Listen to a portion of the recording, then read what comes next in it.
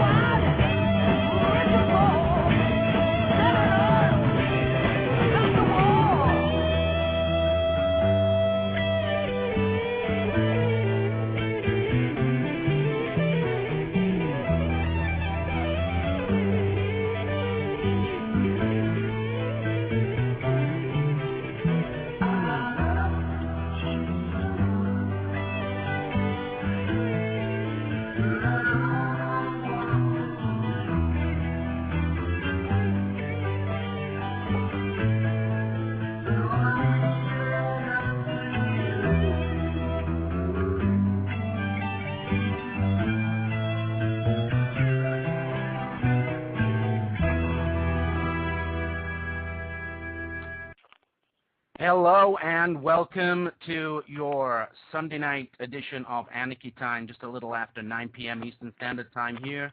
And tonight we have some great guests, and we have a special guest tonight that we are having on the show. I'll get to him in a second. I've been hounding him for some time to get him back on here.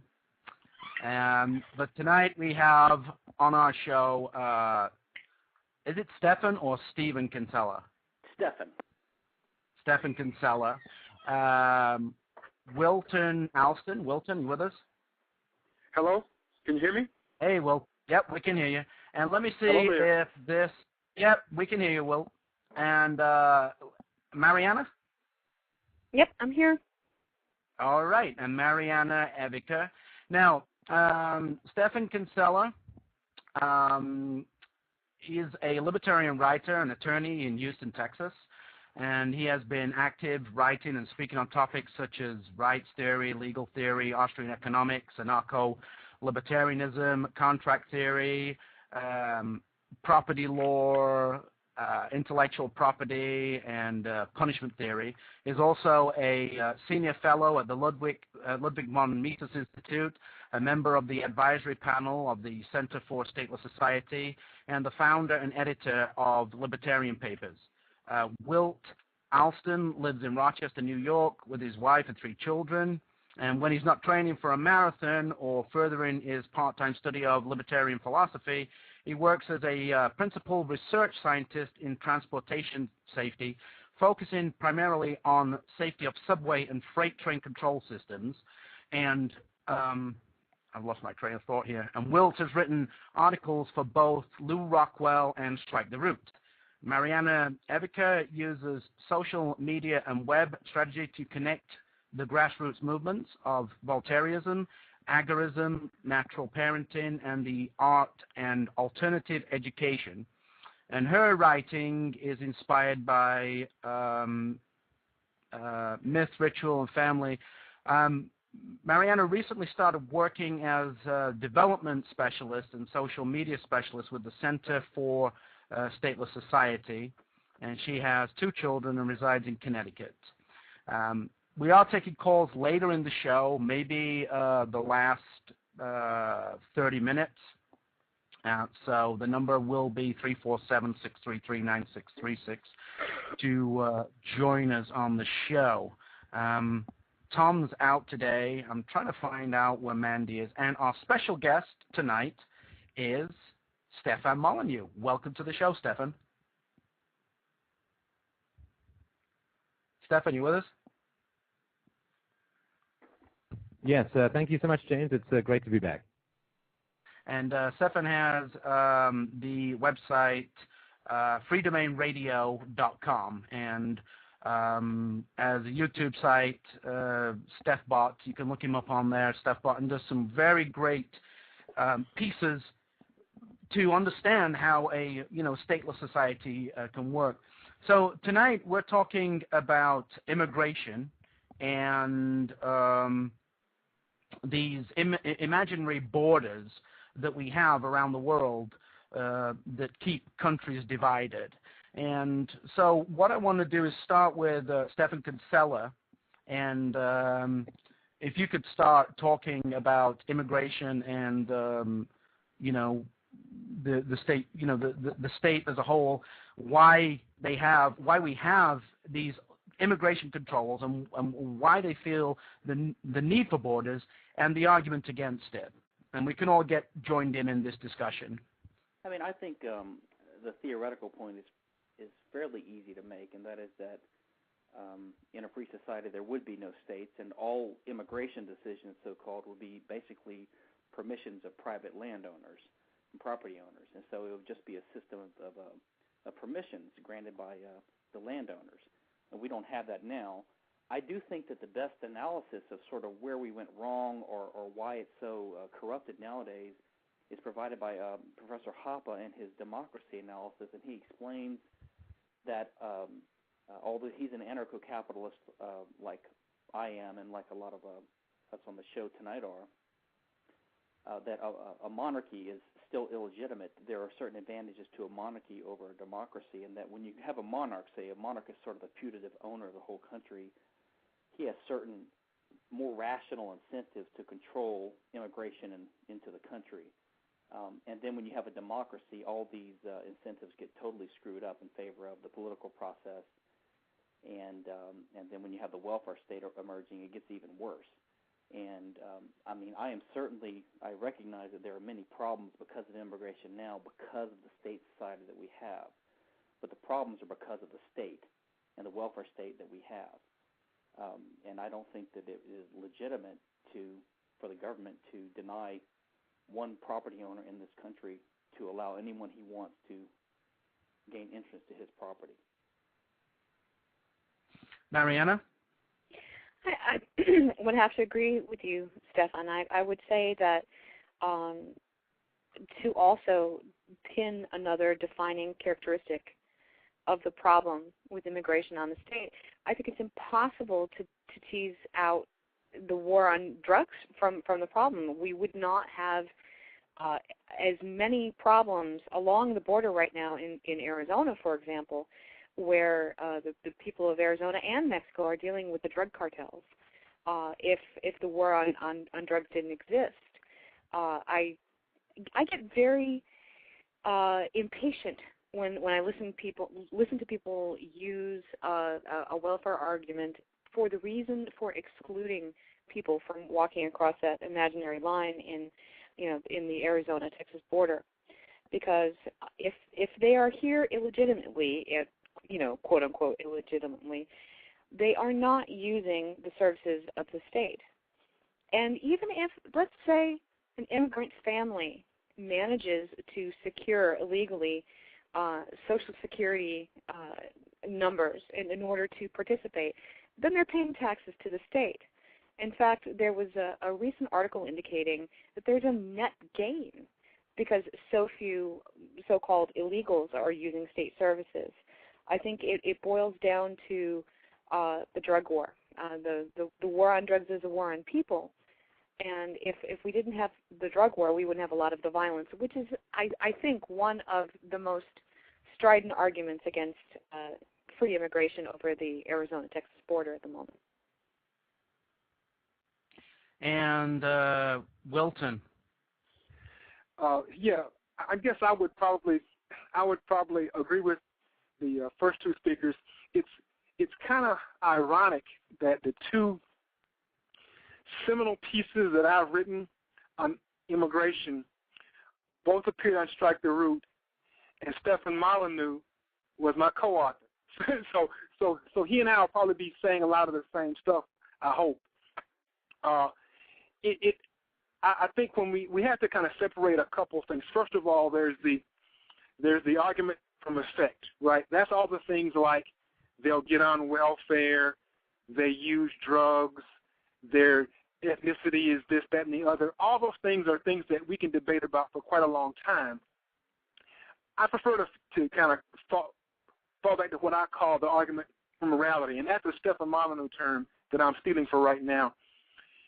There's nothing objectively different about a guy who walks across an imaginary line that no one can see, and takes the job he's been offered by a person who has a job to give him, right? So the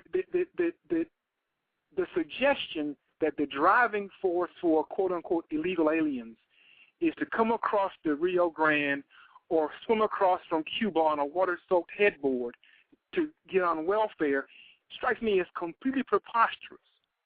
I mean, I just don't. I can't even get my mind around how that can be even considered valid. So, from my standpoint, the line's imaginary. I can walk across the street. I could go to the next state and buy something. I could go get a job in another county. A person from Mexico or Canada is objectively no different than I am in that regard. And when I get to the other county, when they get to the other state, I'm going to have to find a job. I got to buy services. I'll be offered jobs in exchange for what I can do. That's why they come, being offered jobs in exchange for what they can provide. Simple as that. Stefan Molyneux. Well, thanks. I think it's important to focus on the language. Like, if you lose the language, you've lost the debate. Like, if you think it's taxation and not theft, you've already lost the debate. So governments love to invent new terms for things which we already have words for, and we don't need a word called immigration because we already have a word called moving, because that's all that people are doing. They're moving from one place to another. You can relabel it immigration, but then you're just changing the entire word and losing the whole meaning. The second aspect I think is important, and I agree with Mariana completely about the hideous nature of the drug war and its effect on Mexican culture. It's been brutal, not just on the people who have to suffer the violence of these kingpins, but it's corrupted the entire political process even beyond what it normally is. So I think that's pretty brutal. But I think another aspect that's often undervalued in this debate is the degree to which U.S. farm policy, farm subsidies, and the dumping of excess crops in other countries, and in particular in Mexico, has destroyed even subsistence farming in Mexico, forcing people off their land, and that's been really brutal on the Mexican people. And the last thing that I'd sort of say as my first thoughts on the subject are that statism as it grows, as the state grows, there's always an upward pressure on wages because you've got all these special interest groups that you have to pay off, whether it's unions or in particular, public sector workers who receive salaries and benefits around twice what private sector workers receive. So because the government is growing and paying off more people all the time, you've got this constantly rising prices and rising wages in the public sector. And if that wasn't counterbalanced by something, the system would fall apart very quickly and there would be much more complaint and much more resistance to the expansion of the state. I think people underestimate the degree to which American prices are kept relatively low, particularly in food, which of course is the staple, by immigrants. And if that wasn't there, I think that there would be a great deal of change a lot faster because the expansion of the state and its effect on the economy would be that much clearer. Right. Being an immigrant myself, I moved to the U.S. and went through the process, and it's such a long, painful process. You have to file, you have to wait, you have to go back several times, you have to be fingerprinted, you have to have blood drawn, they do a medical exam.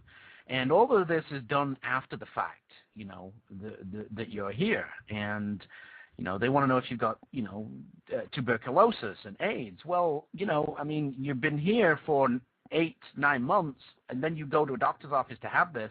Wouldn't you have, spread any of these diseases, before all this? So to me, it's control, and it's, they want to brand you with a number, they want to put you in the system, and it's another way of stealing money from you.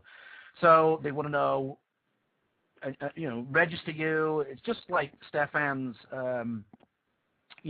video about your cattle and human farming. I am now part of the United States human farming, and I'm still attached to the farm over in England as well, because I could go back there. So I have, in theory, really right now, because they don't relinquish the citizenship over in the UK. So I have 2 farmers farming me if they if they wish, I guess, if I let them. And so it's control. It's another way of control, another way of making money out of people. Stealing money from them. I want to hand it back to Stefan Kinsella, his thoughts on this. Well, no, I agree completely with all the other speakers and with your comments as well. I'll say that I used to sort of have some of the more conservative cultural concerns about the effects of immigration in today's society. And I used to believe that all the attacks on the anti-immigration arguments as being nativist were sort of over the top and unfair. But, the more I look into this, I talk to friends and people I know that are fairly economically literate. They understand the economic arguments for immigration, that it makes sense. The more people you have that are productive, the more everyone benefits, et cetera. And you say, well, what's the problem? And they start talking about the language, they don't speak English. Or they don't assimilate into our culture. And basically, it's an ultra-conservative resistance to change. It's sort of this idea that we have a snapshot of the way things are now, or the way they're used to it from when they were young, and they just don't want it to change. And I think there is, I don't know if it's racist really, but it's sort of this xenophobic, attachment to the way things are, and they just hate the fact that people are coming in and changing things, and they hate dynamism and the fact that the world changes always. Mariana?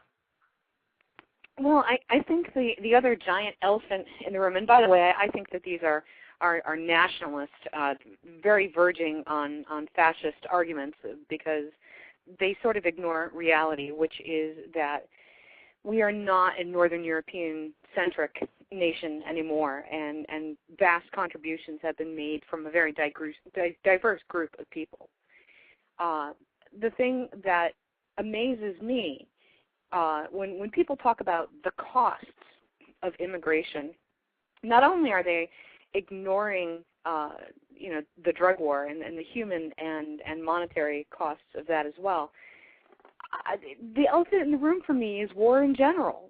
The amount of money that anyone on welfare eats up of the state, it pales in comparison to the cost of war in general. I think it's another way that all arguments against it are specious. Right. And Wilton.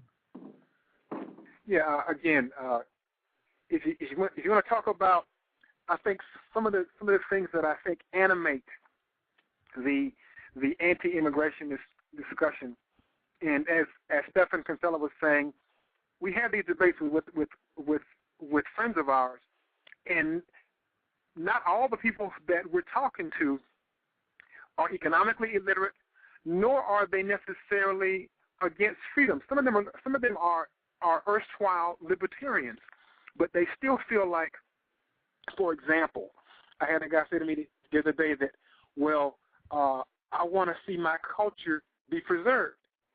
And I thought to myself, what? I mean, as Stephan mentioned, there's this perception of a snapshot in time that never changes. The U.S. has never been a snapshot in time. I don't know what the good old days were, but there was never been a place where it was always like. I mean, there was an old West, an East. There was a time of slavery. There was North and South. There was always a dynamism that was over and above any stoic impression of, well, we have a static culture. So, from my standpoint, I tend to kind of laugh at any argument that even sort of suggests that, well, immigrants are going to come in and ruin the culture. For example, I had a guy say to me that, well, they should learn to speak the language. You know, they should learn to speak the quote unquote official language. Well, of course, he didn't realize that the U.S. has no official language. That's on purpose, right? I mean, there's a reason why there isn't a move to make everyone do anything specific like that. So this whole thought that we're going to lose the culture, and myself being a slave descendant, I kind of find any discussion of losing the culture sort of insulting. Stefan Molyneux? Yeah, it's funny. I was just thinking that there is this idea that if we can keep those Western European whiteys coming in, then everything's going to be just great. Because we all know how capitalist and entrepreneurial Western Europe is these days. What I think we should do is open the gates to everybody who was ever in Eastern Europe under the Soviets. Those are the people that I want to come. South Americans, I mean, I talk to these people a lot, and they hate the state. I mean, those are the people we should be inviting in if you want a smaller government. It also sort of struck me that if you were to get an application, I guess, at immigration in the U.S.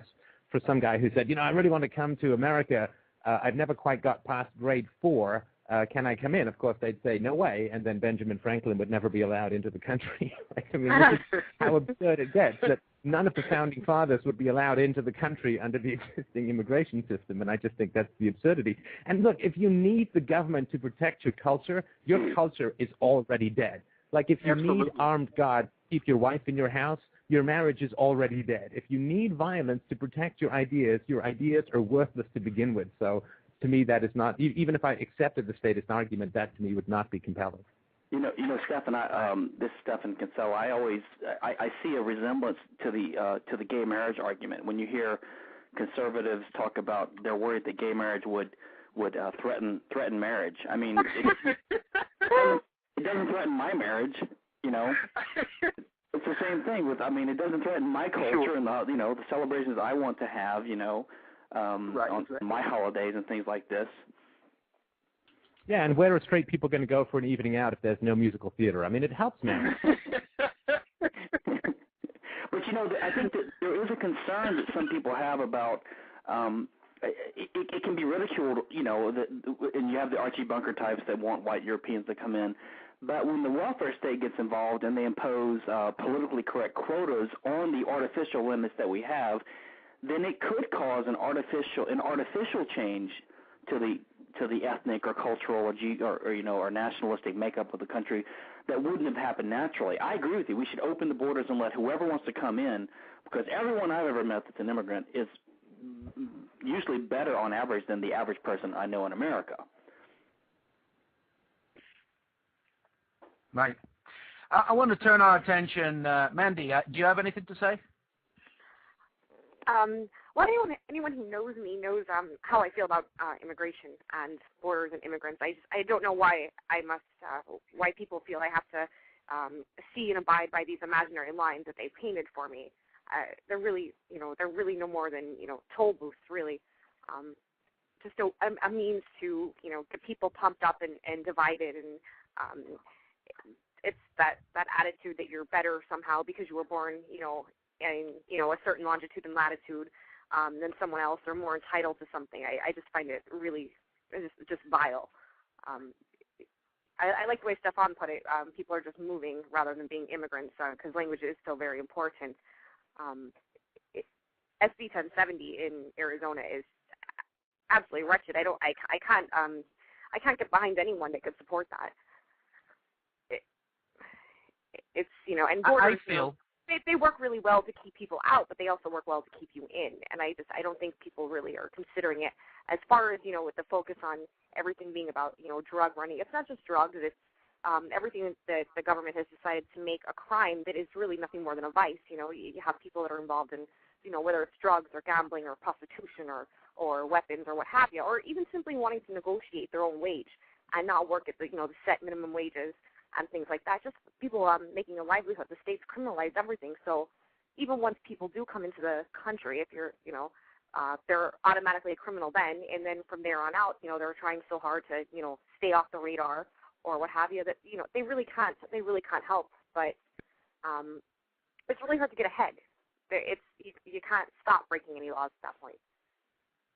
I think that's true, but I also think there's a legitimate fear that people have in a democratic system, which is like the majority, right? So the majority of sort of white Americans, they have used the state, and of course Will pointed it out very well, as a descendant of a slave, they've used the state quite extensively to oppress minorities. And there is, I think, a kind of thing that happens in the head, deep down in the brain, in the conscience, right, where if you have participated in some wrongs or approved some wrongs, you are very afraid that you're going to reap what you sow. And Americans who have, because the power is there, they've used it to oppress minorities throughout history. The white majority who's used that power has a kind of sort of basic, almost biblical fear of becoming a minority themselves and fearing that kind of payback. And I think that's something that you can sort of read between the lines, and I don't think I'm projecting too much, but I can certainly see it there in some of the conversations about this topic. Stefan. Absolutely, I'd agree totally. One point I wanted to make. One point I wanted to highlight. One thing that Mandy said that she kind of mentioned and then went on with, and that's the whole concept of toll booths. I think what happens with the state, and we would all see this as being true, is that status measures that were initially conceived for one purpose, the longer they exist, they morph into something else. Border stations were originally built by the Treasury, and literally that's really what they were. That's really what they were for. They were ways to extract, if you will, tribute from those entering. You pay tariffs, you pay duties on stuff you bought, stuff you're bringing in. It was an additional income source. That's why the Treasury built those buildings. So, and then somehow, as they exist for longer and longer and longer, there's this belief that they become a way to protect us. They're a sort of a choke point against all the bad stuff that could come in if it wasn't for them. So, and again, that's a typical statist evolution. Things that have one purpose when they're first built begin to have other purposes that ostensibly make them more and more necessary when they were never vital to start with. I'm glad you brought that up, Wilton, and I'm glad that Mandy brought the Arizona legislation up, because my thoughts on this is just a step in the direction for the United States for a national ID card, something that the federal government's been planning for a long time, that they've wanted to, get in place for all Americans, so that you can carry this card around you with the RFID chip in it, and people can be stopped, and it's just like Nazi Germany, papers please, and everything's on that card. They can run it. The cop can run it through his computer, in his car, and everything about you will be on that card, even medical records and things like that. So I just think that this, and Americans, they're too blind to see this, and they think that this law in Arizona is such a great thing. It's going to keep, all these illegals out, and it's not gonna keep illegal immigrants out. And I hate that term, illegal immigrants. It's not going to stop people coming. So I'll stop using it right now.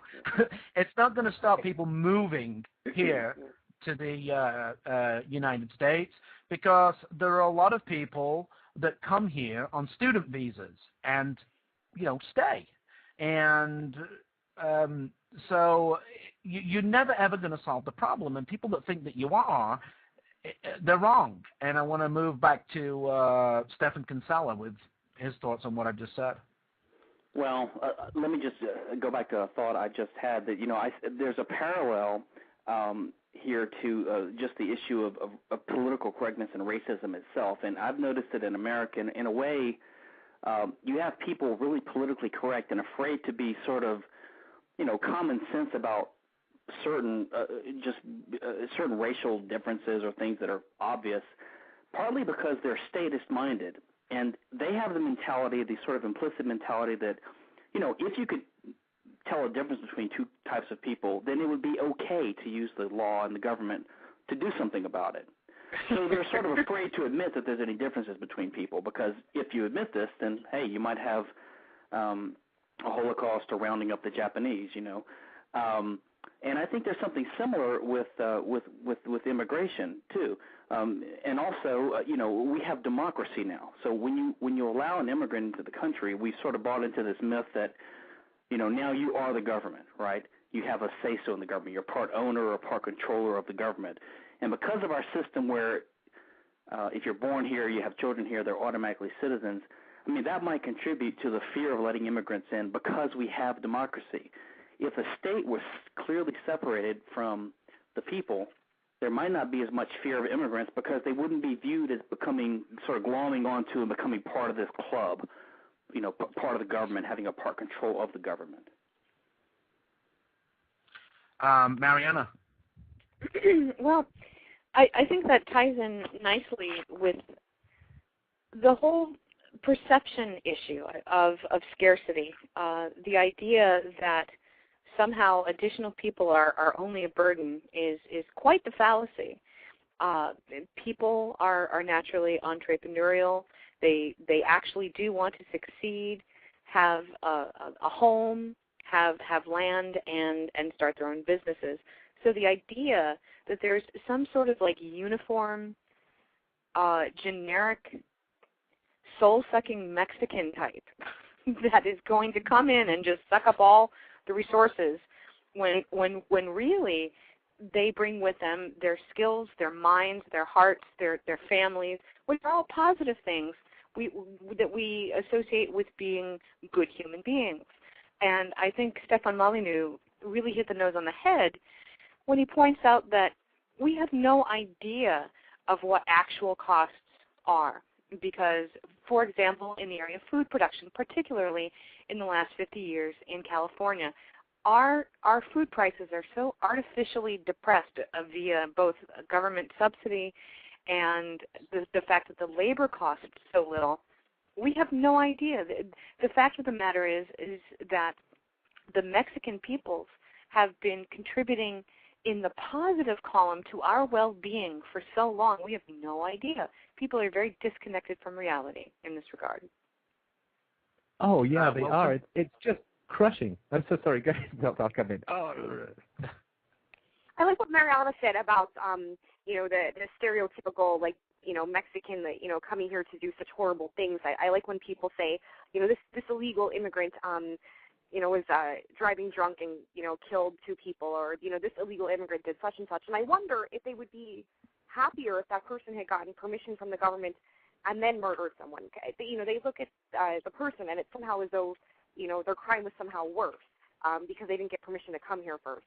It's really, they're not judging, they're not looking at the crime, they're looking at the individual, and somehow, because the color of their skin is different, or they do something differently, and they didn't get permission to just move their belongings elsewhere, that they should be judged differently for, committing an act of violence.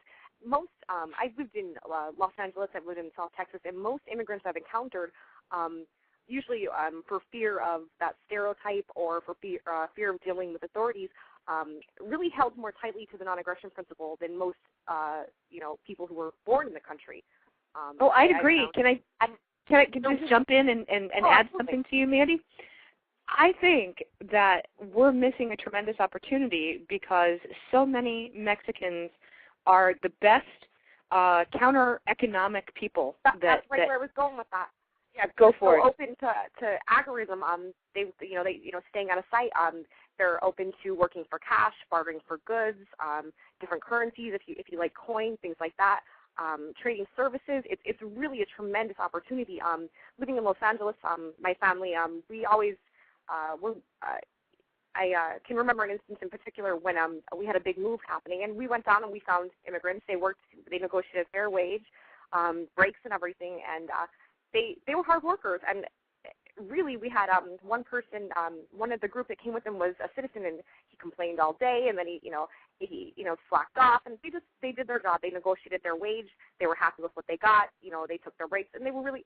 I'd much rather deal with someone that I can negotiate with on those grounds like that, and they kept their word. And I'm not saying that all citizens don't. I'm just saying that when they feel like when people have that opportunity to, when they're operating outside the system, and that's what they've chosen or what they felt like they've been forced to, they tend to they do. In my own experience, there's bad seeds everywhere, but agorism works, and non-aggression principle, whether or not they consciously choose it, is how they end up living. Wilton.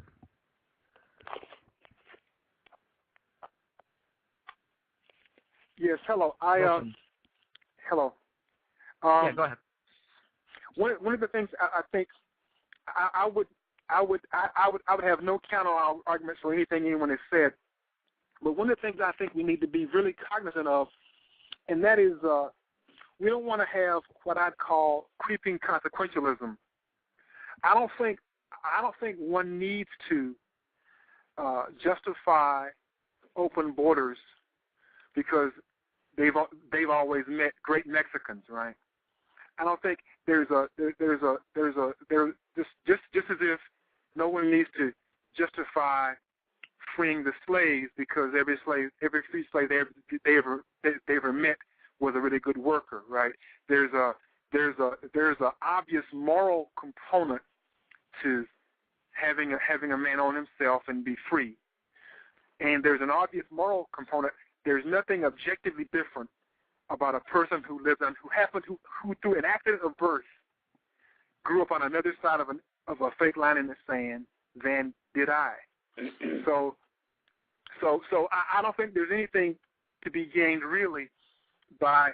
I mean, I think those are good things to say anecdotally, but in terms of how I justify it, I don't even worry about the fact that via some happenstance, 3 people got killed in a car wreck day before yesterday, and the car was driven by an illegal alien, because that person didn't drive that car poorly because of their illegalness of being an alien, and the people who got in a wreck the night before who weren't Mexican didn't drive it well because of what they were. So I don't want to in any way at all worry about that. I want to just stick to the issue of what makes a person who gets here this week different morally than a person who got here 25 years ago. In my mind, nothing.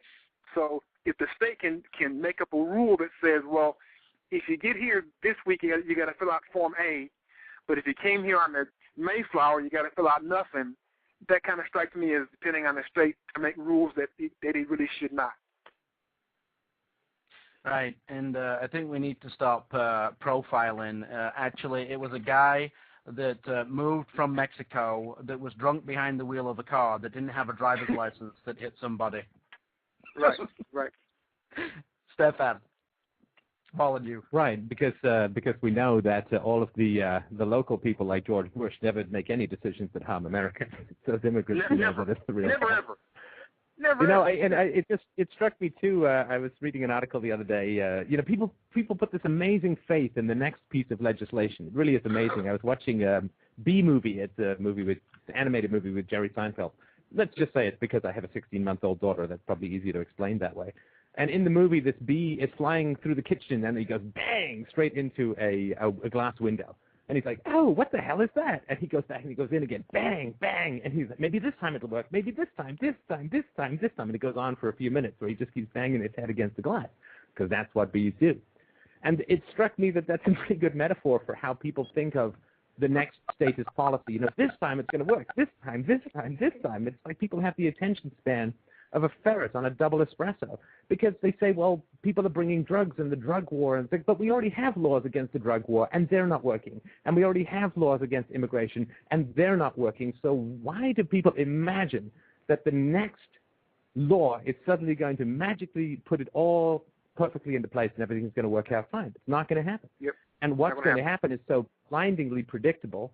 The more you restrict entry into a country, the more valuable it becomes for everyone who gets over, which means that there's going to be a greater incentive to try and get over the border, which means more people are going to focus on it. And also it means that people who are being carted across, being helped across the border are going to have to pay a lot more money to get into the U.S. because the restriction has raised the value of getting there, which means they're going to be even more in debt and even more desperate when they get here, and maybe they'll turn even more to drugs. I mean, it's so predictable just how completely the opposite you always end up whenever you use a force to solve a complex social problem. Agreed. Stefan That's Kinsella? like with a lot of the crime and stuff that's happening in Arizona with kidnappings and things. Most of the people that are getting harmed are immigrants. The people who are smuggling them over the border are holding them. They're telling them we have to work for our drug company, or they're putting the women into prostitution. They're threatening them, and when they try to back out of that, they're harming them. They're holding murdering them, what have you, and everything. It all goes right back to the state that causes that. I just wanted to say, let me just defend George Bush. I'm from Texas, so I have to just say in response to Stefan that George Bush is no more of a moron than Obama is. Well, I completely agree with that. There's like, Sarah Palin's a bimbo. It's like, no, they're all bimbos. So I completely agree with you on that. No, but I will say I saw an ad from the Arizona, I guess, governor directed to Obama, and it was all pretentious and sort of superior and condescending, saying, Mr. Obama, we're just defending the federal laws, which they are, and do your job and defend the borders. Don't joke about it.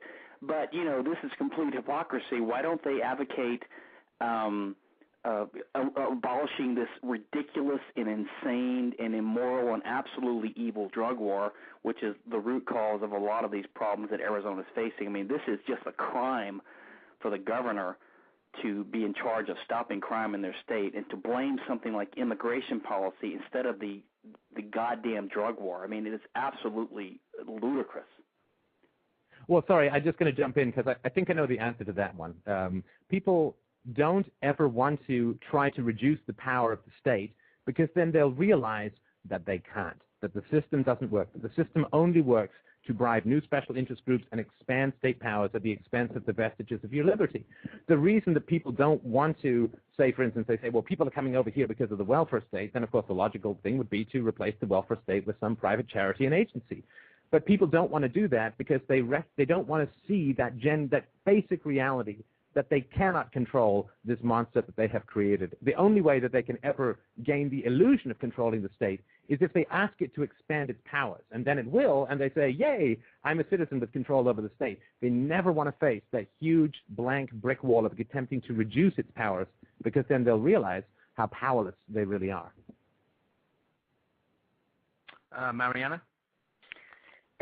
I guess one thing that's been weighing heavily on my mind, I have a good friend who is down in the Texas-Arizona area, and he says that he feels besieged, and that people in his neighborhood have literally started putting refrigerators outside and coolers with food in it, not because they are pro-freedom of movement or because they have compassion for people, but because they're afraid of being robbed. That there have been many cases of people moving across the border and breaking into people's homes. And I really let that sit with me for a while, since I really do believe that property rights reign supreme and that one should have sovereign control over one's property. But then I thought, well, wait a minute. Isn't the moral response to say, oh my God, what is the difference between the immigrants coming from, and it's not just Mexico, it's all of South and Central America as well, and it has been for a very long time. Is there some sort of moral difference between slaves trying to escape slavery through the Underground Railroad and this? And I don't see a huge distinction. These are people trying to move toward freedom and safety. I don't know why there isn't some huge underground outcry that says, okay, we're going to set up, okay, this is our locale, and in this 5-mile radius, this will be a safe house, and this, you can count on this person setting out food for you. You can count on this person to give you a small donation.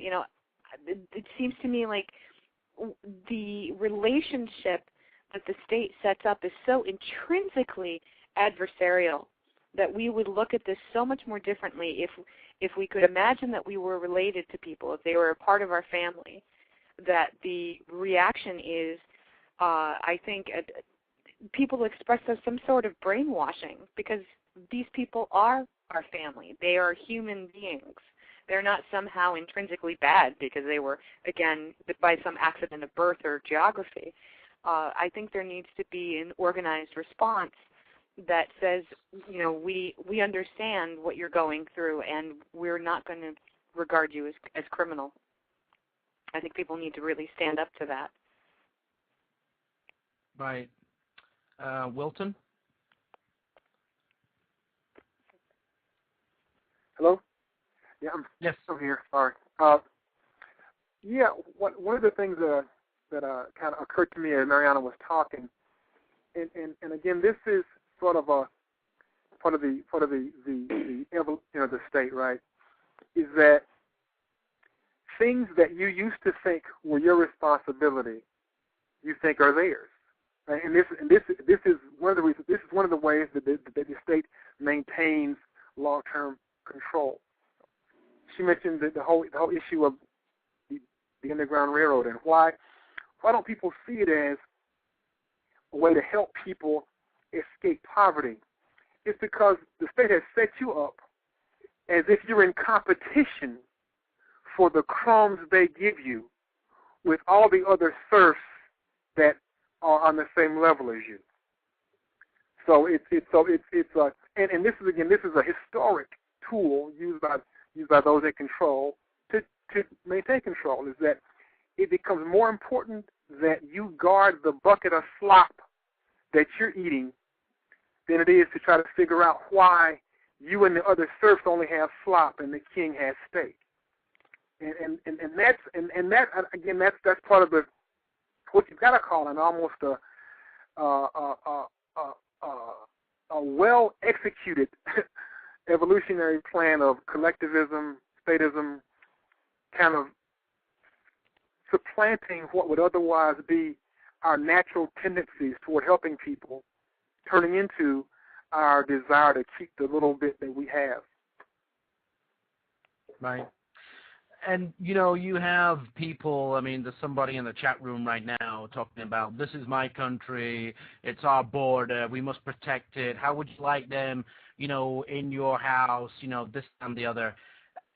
there's a difference between, private property. If somebody owns private property, then yes, somebody is trespassing. But if it's a road that is municipal, that, nobody owns it, then, anybody has the right to travel on that, road.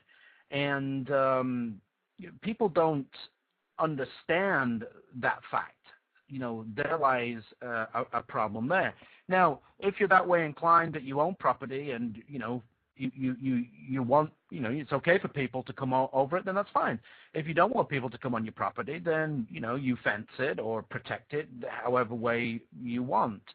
And how these people think that this imaginary border, this imaginary line that the United States has, or any country, in fact, is a line that people must not pass unless they get permission. It is just totally, beyond my thought process that people seem to think that they have the right to control people. They have, this right to tell somebody what they can and what they cannot do. And they cannot have that right, because you cannot give them any right that you don't have yourself. And regardless of, them saying, it's our border, it's not your border. The border doesn't exist. It's a fake line that these people who are wanting to move from point A to point B have the right to do so. Stefan Kinsella. Yes, well, I'm not in disagreement with what I've heard so far. I think the question is, what can we do to change things? I mean, it's really hard to change people's sort of built-in patriotic and democratic sentiments that infect all these ideas. I mean, as much as I dislike the Arizona thing, the one aspect of it that I don't disagree with is the idea of decentralization, which is that, basically pushing the immigration decision or jurisdiction down and down and down the level, from a larger to a small level, down to the individual level. So, theoretically, or ceteris paribus, without looking at the particular consequences, pushing it from the U.S. level down to the state level would, in theory, be a good idea, and then down to the county and town level, and finally down to the, the home level, and to the individual or family-based level, which is anarchy.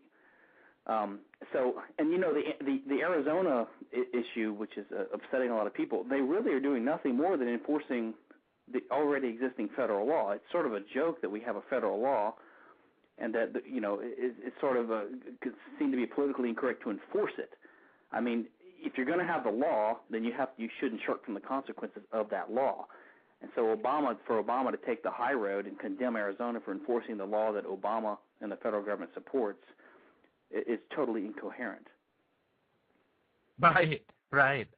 Mariana. Well, if the question is, what do we do?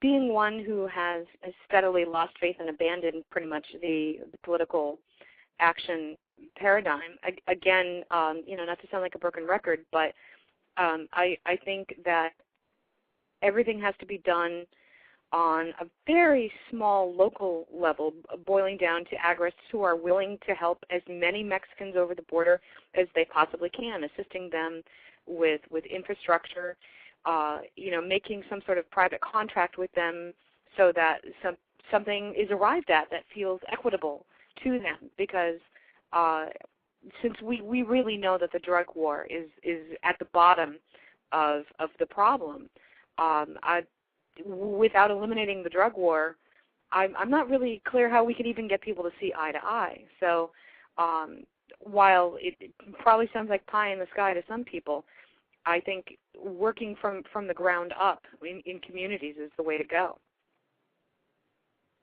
Wilton?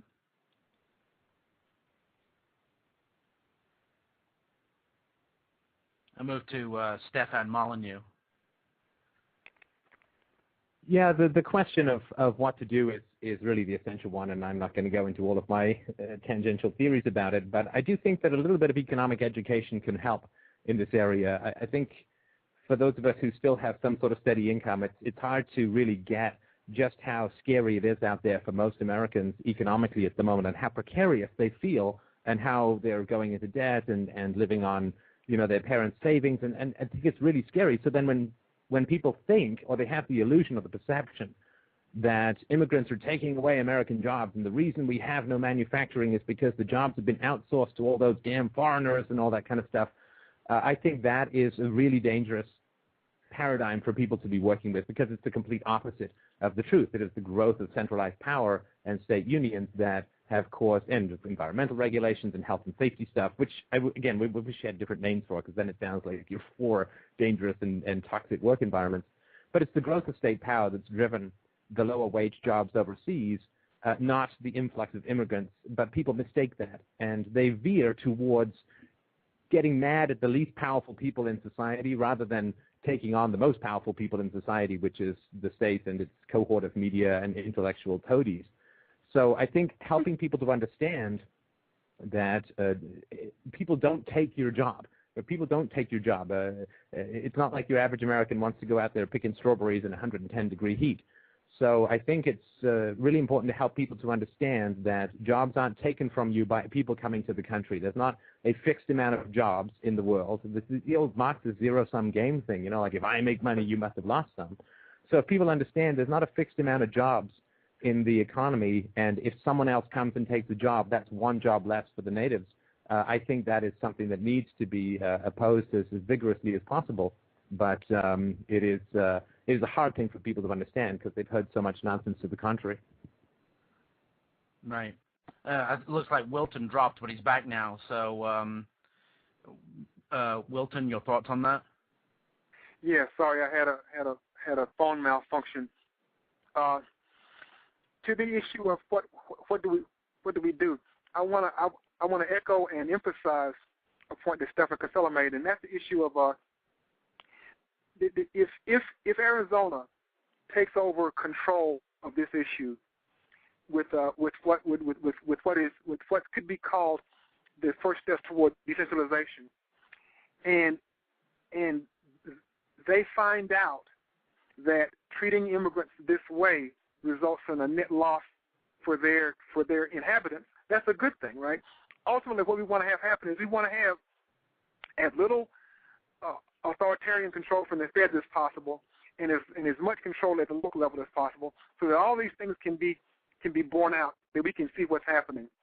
In terms of what we have to do to make it happen, yeah, clearly the drug war is the root of evil for so much of the bad things going on in the States. I mean, quite frankly, most of the violence in the inner city, be it native-born or immigrant-born, is because of the drug war, right? And once we can, I don't know anybody who thinks that the drug war is a good thing. So I'm trying to figure out if it's as widely accepted as that the drug war is a farce and a complete loss, and we can't get that to stop. We can't have a president like Obama who came in under change is good and hasn't made one iota of movement towards ending the drug war, even ending the drug war on marijuana. Then clearly you can't depend on the state to do anything that's going to make this better. So it's got to be at the local level. But I'm a person who's more of a warrior of the mind. We got to make sure everyone gets out and understands the kind of things that we're saying tonight. That the drug war is a farce. That B, you don't have a claim to your job, therefore no one can take your job from you, right? The employer has a claim. He gives the job to whoever he wants to, and if it's a Mexican this week and an African next week, then that's his choice to make, not yours. So it's economic education as well. Hey, what would you? Yeah, I just want. Sorry, go ahead. No, go ahead, Stephen. Oh, I was just going to say, Texas has made some rumblings about secession, kind of fairly tepid, but pretty strange. Pretty rare for a governor of a major state to even talk about it. And, I've fantasized and talked to cocktail parties and with regular people around here and talked about, we should become our own country. And, I sort of have this feeling that if things get bad enough and if people see enough of an advantage, all this patriotism and nationalism will just evaporate. And, if people really believe it's a possibility and they could see their federal income tax disappear, of course it'd be replaced by something else, but something smaller. Sure. So they might switch allegiance to the Texas flag very easily. And this wouldn't be an ideal, of course it'd still be a state, but I wonder what you guys would think about a compromise or sort of a second or third best solution where you say, listen, here's the only way we can get this done, because if we were to leave the Union, we'd have to have some deal and pay the feds off, for the military quote-unquote debt or whatever. So we'd have a big debt. So what we could do is we could say, look, we're going to become a free market zone open to everyone. Anyone can come here as long as you don't have a criminal record or something like that. But you have to pay, $50,000 entry fee, one-time entry fee. That's only going to be here for like the next 10 years. And then we'll take that money and pay the feds off with it, sort of a ransom. I mean, I have a feeling like this could become the boom economy of the world if we did that. And then after 10 years, it'd be just open to all comers. I mean, imagine. Yeah, I think you raise a good point. In fact, I think the Free State Project in New Hampshire, I think it was a mistake having it in New Hampshire. I'm quite sure they had the good reason that because it was a small state and it's less people and yada yada yada. But I don't know if there was ever any mention of succession like there has been with Texas over a good number of years. So I don't understand why they never chose Texas, and maybe they should switch it. It has a better climate all year round. It's warmer, and I think that Texas would have been a better place. Yeah, and it still has a cohesive identity, and it used to be a country. It sort of has that kind of image in people's minds that it could be a country again. I was at a party with some regular people, and I mentioned at the table with all these people that I thought Texas should secede, and one of the guys says, "Oh no, that's a myth." And I said, "So this shows how mired people are in positive law thinking." I didn't say that we had the right to secede under the law, which we do actually. He was saying, well, he was doing one of these lawyers things about the treaty by which Texas acceded to the Union has this language in it which contemplates the state possibly dividing up into 4 or 5 states with Congress's permission, which is what it says.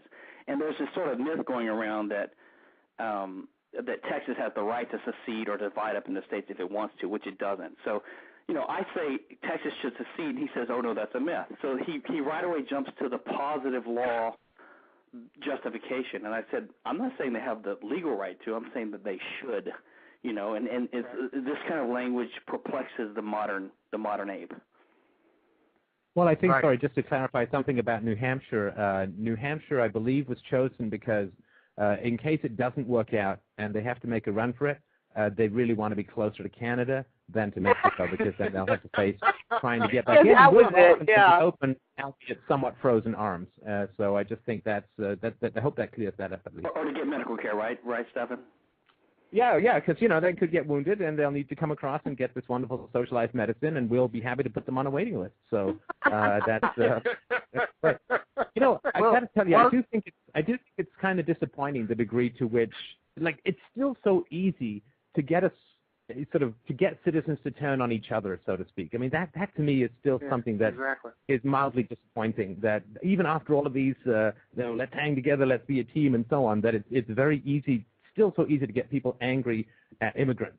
When it's really not, the national debt and the wars in Iraq and Afghanistan, they're not caused by a freaking cherry picker in Arizona. It's just so astounding to me that there's still this, it's them who are the problem. It's like, everybody grab a pitchfork and the brands and let's go get them because they're the problems. And, whoever is telling you they're the problem over there, that's the guy who's the problem. Whoever's pointing you at that group and saying, those are the guys who are causing all your troubles, guaranteed that is the guy who's actually causing all your troubles, and he's just making up some scapegoats to have you go charge over there. But it is, to me, still quite shocking the degree to which this is still so easy. I don't exactly know where it comes from, but it is quite disappointing.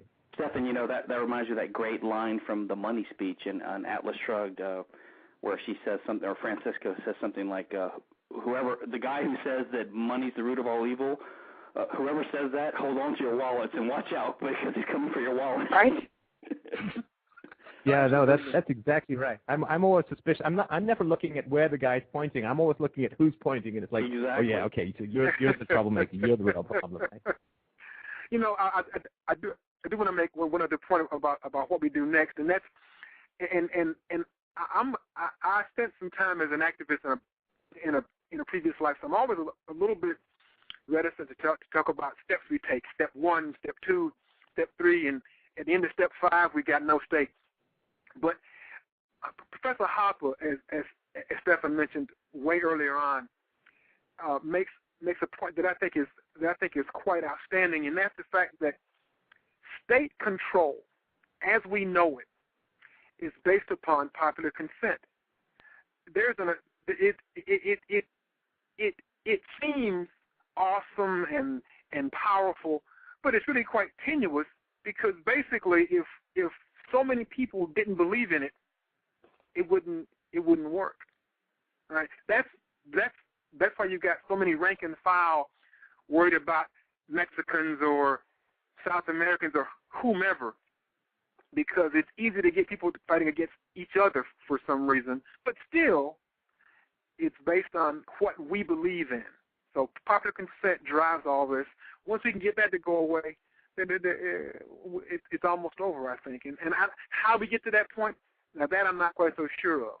But I am convinced. And how many illegal immigrants work for Goldman Sachs? You know, right, exactly, right. Done to None, the U.S. right? economy. Right.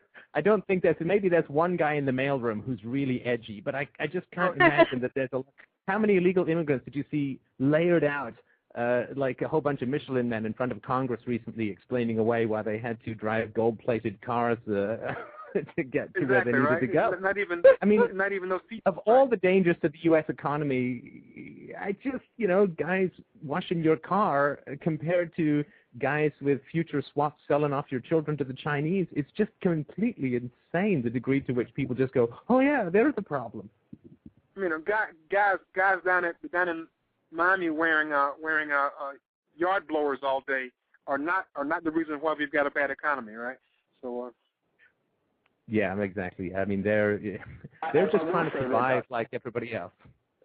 I do find it a little bit annoying when people have this sort of a conventional economic comment that, well, we need the Mexicans because there are certain jobs Americans won't do. And, of course, that's nonsense. I mean, they won't do it at that price, right? I mean, we could get lettuce picked, of course, even if we seal the borders off. It just might cost $30 an hour. Right. Any of that stuff also sort of reflects, again, both an ignorance of economics as well as an ignorance of, well, that's why the stuff costs so cheap when you go to the store. So you get it on both ends, right? I agree. I was going to add one point earlier about Stephan. You're right that people turn on each other, but there's this weird sort of compartmentalization or disconnect because, most people, at least say in Houston here, there's a huge Mexican population, and it's widespread for people to hire Mexicans and know that they're reliable, and half the time they're illegal and no one cares, and you'll have a nanny or you'll have a yard person or something like that, and they protect and treat those people well because they know them, right? And yet if they were anonymous, they would say they should be locked up and deported. It's sort of a weird Orwellian disconnect in people's minds. Yeah. Well, yeah, I mean, I think we're designed as a species to work in groups of 30 to 60 or maybe 90. We can't. That's why governments and countries fundamentally don't work, because we lose empathy for people beyond our immediate social circle, and it's very easy to demonize, what they call the other or the people who are foreign or different or distant. And that's why, to me, I think, an anarchic society without a state would work so much better, because it's much more in common with what our capacity for empathy, even though most sensitive among us, are actually capable of achieving. Right. You mentioned about New Hampshire being close to Canada, and if it failed, they could just run across into Canada. Well, couldn't we just run from Texas to Mexico? if the whole thing was shifted to Texas? I Well, think, you could, but I I think if you look at the number of illegal immigrants going south as opposed to north, you can't call them how illegal valuable it immigrants. might I'm sorry. These are people that want to move. Remember, these are movers. No, that's right. That's right. Most of us would pick Canada over Mexico. I have to say, even with the cold. Okay. I want to, of course, as well.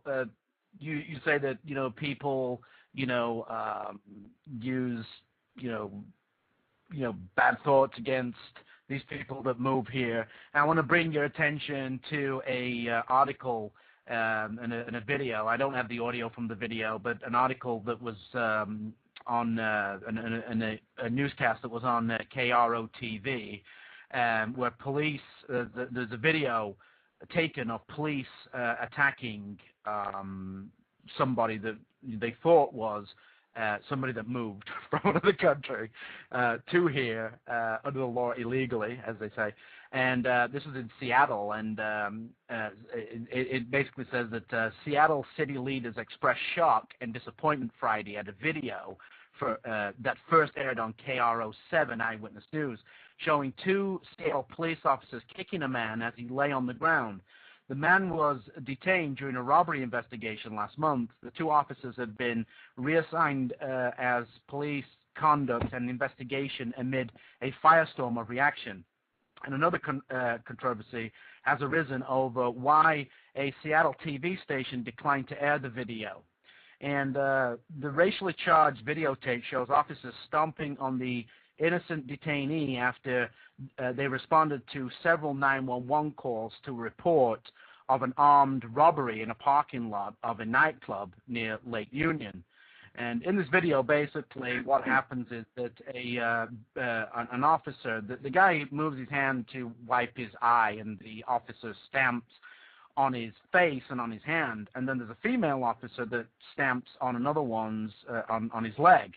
Now, what this was because somebody allegedly got robbed, and the cops, this guy was nowhere near the scene, but because he looked like an illegal, sorry, I'm using that word again, somebody that moved to the country, they decided to pull him over and question him, and obviously it led to violence. So my point is on this, that violence is being used on people that they think are people that have moved to this country as immigrants, and they're not.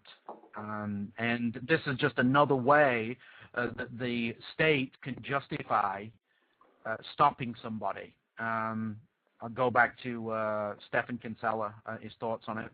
I'll post the actual yeah, I've seen URL. that, and I mean, it's not surprising. This is what happens when the government is in charge. I mean, the one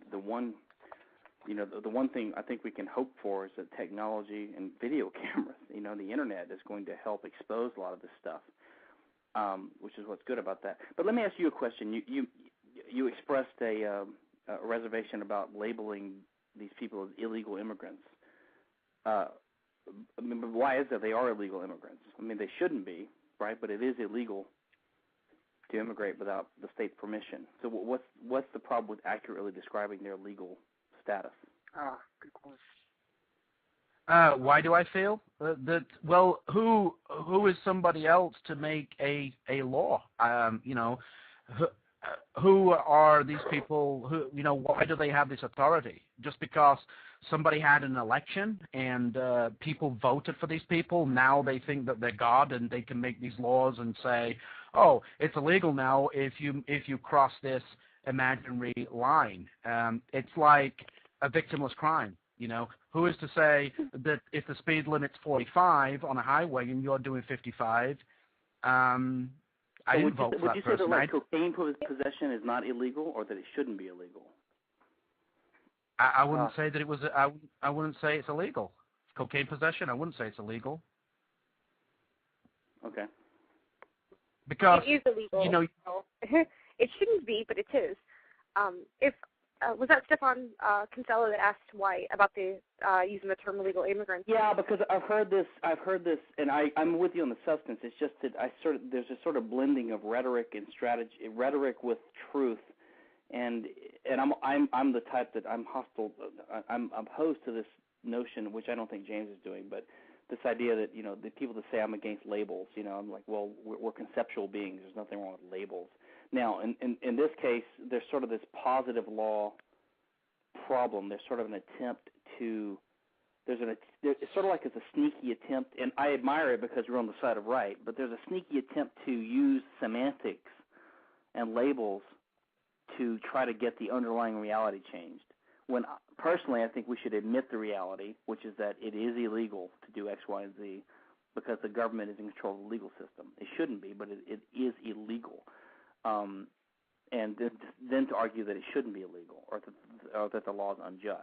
But to say it's not a law seems to me to be inaccurate. Right. I understand what you're saying about, it's obviously it's illegal to cross an imaginary line without permission from persons X, Y, and Z. I personally don't like the term illegal immigrant or illegal alien. Things like that. I find them very dehumanizing. I find that when you just apply this big blanket term to a group of people, it makes it easier for some people to see them as somehow less deserving of rights that we take for granted, just basic rights. Oh no, I agree. But dignity to me, and everything. I agree that you have to say well they did they broke this law shouldn't be. Yeah, but it's the law that's dehumanizing. It's the government's law that's dehumanizing. All right, and I agree with you completely. Sure. But recognizing the law for what it is not dehumanizing. It's dehumanizing to have the law enforced. Not at all. I think when I'm talking with people who favor things like SB 1070 and things like border walls, I find telling them I find that term offensive usually leads them to asking me why, and then it gives me an opening to get in. My point, and to try to make them see my view and maybe think about it a little bit. When it's the same thing when you hear about people being killed by the soldiers in Pakistan, Afghanistan, or what have you. They're always identified as militants, Islamic militants, Islamofascists. They're not identified as they're not fathers, they're not mothers, they're not children, they're not students, they're not people who have hopes and dreams. They're just it's a blanket term to make mistreatment of them easier to and I think if you call people out on that, and most of us I would think here talking see things that way. So if you if you can work it into a conversation that way, I usually try to. I understand. I just personally have an innate revulsion to faking terms for strategic purposes, which I know everyone doesn't see it that way, but I just hate it. I just like to call things like they are and then go from there. But I can see the strategic value of what you're saying. I just think for me that way, I keep breaking it down, keeping it simple, and trying to make it personal for people. For me personally, I usually find that I can get further. It works for me. It doesn't work for everyone. Of course. But it reminds me the way Mr. Molyneux said, okay, you're calling them immigrants. We just want to say they're moving. No, I like that one. I agree with that one. That's right. That's a good description of what they're doing. They are moving. Right. I agree with that. And when people give you that opening to get in a term there and get in your own opinion, it's an opportunity for education. So I jump on that whenever I can. Mm-hmm. Someone in my chat room just said that we should call them world travelers as opposed to illegal aliens. let's round up all those world travelers and throw them into dungeons for traveling. Sounds quite controversial. I think another tragedy that is something that needs to be addressed by the libertarian community and the general population's thinking is this idea that cops are just like an implement, like a hoe or a rake or something that you can just use without consequences. And I think we all understand, I think even the general public understands that even if all they've done is watch cop shows on TV, they understand that the drug war has corrupted the police force. I mean, not just the drug war, but it's had a significant effect because they just get bought off. I mean, that's how drugs move around.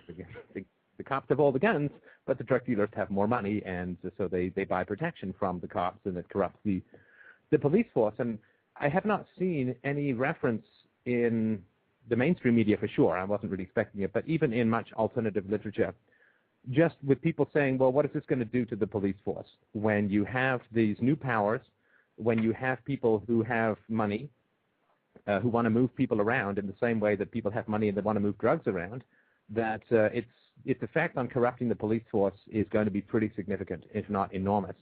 And I wonder why people don't have more concern about that, even in the general the sway of things. But it's not something have you guys read or heard much about that concern? Because it was guessed about or predicted with the drug war, and it's turned out to be very true, but it's not really with these expansions of powers of stopping and arrest, which is just going to lead to more bribery. And, of course, it's going to lead to a huge industry in the faking of documents, right?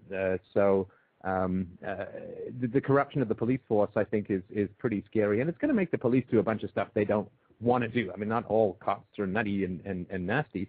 I mean, up here in Canada, I read an article about a cop was writing that he stopped over some guy who was in an accident. And, of course, if you're an illegal immigrant up here in Canada, and I'm sure it's the same in the States, you're a very good driver. I think that's a really great argument for there being no licenses and insurance requirements, because there's no better driver than an illegal immigrant because he can't get pulled over. If anybody's not speeding, it's either me in a Volvo or it's an illegal immigrant. So, and the cop pulled him over, and the cop was like, oh, I really don't want to do this. I mean, it's a guy, he's showing me pictures of his wife and his kid, and they're all here illegally, and they're living in a basement, and he ended up just letting the guy go, which I thought was a very humane thing to do. But if you've got the kinds of people who really like chasing people down and grabbing their papers and hauling them off to jail, you're inviting a whole different kind of animal into the police force, and they're not just going to stay with harassing the people you don't like. Right. Mariana? I think that's absolutely true. Since the very people who shouldn't possess power are those who are attracted to it. And frankly, also because the number of so-called law enforcement officers who will need to be hired to handle the additional burden above and beyond what they already handle, that means, and we've seen this as it has happened in the military, the standards for recruitment get lower and lower and lower until finally you're looking at a pool of people who are more criminal than they are not. So, I mean, it's very predictable what's going to happen. You will attract those who enjoy power over others, those who are corruptible, and those who are either criminal or insane. And I don't think that bodes very well. I think that somebody needs to look into investing heavily in the business of helping people fabricate documents. I don't have a lot of hope about using the political process to fix this. I mean, yes, Stephan Kinsella, I agree with you when you say, well, yes, they are illegal immigrants. Well, okay, I don't see a lot of hope in using the political process to undo that. So at this point, I feel like all the efforts need to be put into counter-economic, black market, agorist pursuits, both locally and as broad scope as possible when it comes to industries that support the faking of documents, because it's just going to get worse. It's going to get worse. I want these people to be sheltered from harm. I do too. I'm not sure that either one's going to work. I mean, sometimes we have to accept that we live in a statist world where there's a lot of rampant systematic crime, and it's going to continue for a long time. But I don't want to accept it. I know some of the finest minds in the world, and there has to be an alternative. I don't want to have to accept the state. That seems like a slippery slope into nihilistic oblivion to me. That's the way we're heading. This is Stephan's turn to jump in now. He's good at nihilistic oblivion. Okay.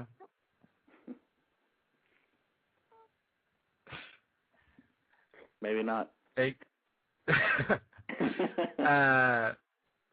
Stephan, Molyneux? Did we lose him? Yes. Are you looking for some nihilistic oblivion? I don't have much. I'm fresh out. But I mean, if the talk is turning to the solution, I mean, I'm sure that my solution, which I can provide in about 30 seconds, is fairly well known. But the research that I've done and the subject matter experts that I've talked to and experiences with my own life, my own listeners, has just led me to believe that it is going to be a multi-generational solution. And the key issue is involved in parenting, right? In raising children in a peaceful manner, in raising children to be good negotiators and to be confident, and to raise children with no fear of authority. Let those children for sure, those children are never going to become IRS agents and cops and have a lust for power to make up for some deficiency in their own personality. So I think it's just a matter of really trying to communicate as many peaceful and positive parenting solutions as possible. Oh, there's a lot of P's in that word, in that phrase. And that's the solution. It's a multi-generational solution which is involved in just better, peaceful, voluntaristic, non-violent, non-aggressive parenting. That's the only way to soothe the jets of anger and hatred in the world that I can think of. And it's something that, of course, most of us can do or at least influence within our own lives. And I don't want to move the topic way off that, but since we were talking about solutions, that's sort of my 2 cents worth. Well, it could also well be said. like scientific revolutions, right? Like Kuhn's model of scientific revolutions, that you just have to wait for the old generations to die out. I mean, people are not going to change their minds at a certain point. It's the way it looks like society is and human nature is. And I think you're right, Stephan. We educate the younger generations, and they become more tolerant and more. I was thinking on a slightly related note. Just the other day, I have this new iPad, which Stephan and I were actually chatting about earlier, and there's this application for this magic piano, and you can just play. You can press a button and play a duet with someone, and it picks someone around the world, right? Oh, awesome. All of a sudden, someone in Ecuador or somewhere pops up, and you see that you're both playing notes with each other. And I'm thinking, if the world was like this 50 years ago, 100 years ago, would there have been a World War II? If people saw each other as just people on the planet and not Germans and whatever. And I do think that every generation that comes out, you can see the change. The young kids now, they don't get landlines, they don't get cable TV. They're not as conservative and Archie Bunker grumpy as our parents were. Maybe there's hope, but I think it's going to take generational change. Well, I think that's indubitable, and I think that there's lots of research that seems to indicate that significant progresses in human society, such as the Renaissance and the Enlightenment and so on, were almost all preceded by significant improvements in parenting.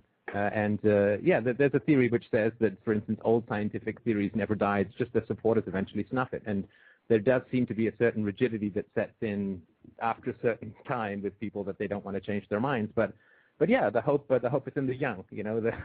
The hope, I guess Winston Smith thought it was in the proles, but I think that the hope is in the young. And the hope is that they will be raised in such a way that they will look upon authority as an anachronism. In the same way that when we look at negative or destructive authority now, for those of us who are raised, I was raised, I was in boarding school, there was caning, there was lots of aggression against children. And even in England, I was reading a statistic recently that said that, and up until quite recently, and I'm not sure what the statistic is now, but this was a decade and a half ago, 80% of British mothers struck their infants before the age of 1 year old, and quite regularly. And that is going to lead people to grow up with a fear of authority. And that translates very well into priests, that translates very well into public school teachers, and that translates very well into policemen in the state. And if we can raise children without any aggression, with negotiation, with peace, and with love, it's hard to really think that striking children and loving them occur at the same moment, then I think we're going to end up with a solution to the problem of oligarchical hierarchy, which is that children who are treated as rights-bearing agents, I think as Stephan said recently, treated as rights-bearing agents with their own thoughts and feelings and never physically aggressed against and never have voices raised against them in the home, they're going to grow up and they're going to look at the state as an anachronism in the same way that we look at racism as an anachronism from history, and we look further back and we see extreme sexism as an anachronism from history. It's just the state is something we have to outgrow. It's not something we can outfight. We have to outgrow it, and I think that is a multi-generational solution. Great point. Stephan, what did you do to deserve getting caned? Oh, I kicked a ball over a wall, and I climbed over the wall to get it back. And that was, that was very much against the rules. Obvious caning. And see, all I was doing was I was moving. I would say world traveler. Over 20. It all comes back to where I started. That's where Singapore got it from.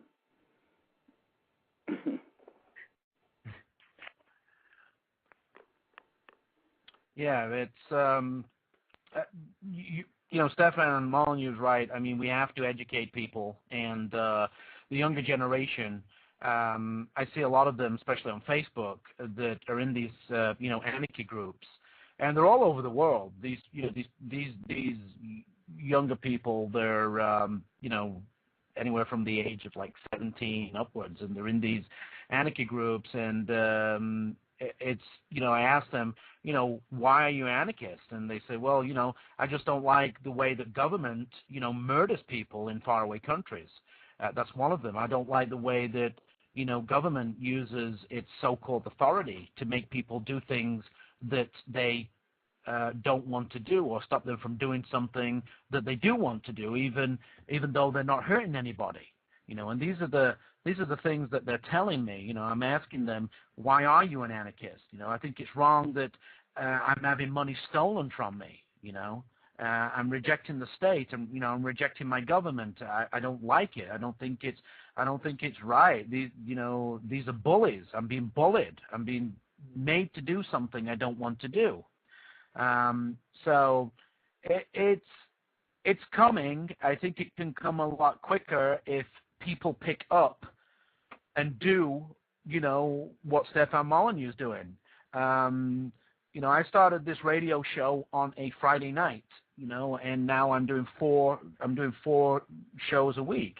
And if more people, you know, get information out to other people, and people come and listen, and, you know, they may have this status mind and say, you know what, these people that are talking tonight on this radio show, they do have a valid argument about, you know, using force against people, and yet who am I to stop somebody crossing the imaginary line when they're not hurting anybody, you know?